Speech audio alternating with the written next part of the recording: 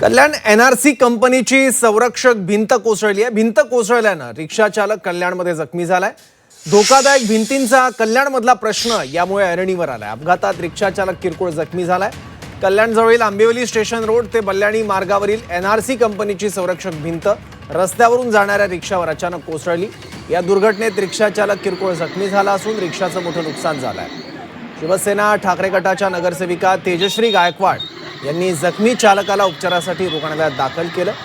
दरम्यान एनआरसी कंपनीच्या धोकादायक संरक्षक भिंतीचा प्रश्न या निमित्तानं ऐरणीवर आला आणि तातडीनं कारवाईची मागणी सुद्धा होते आहे।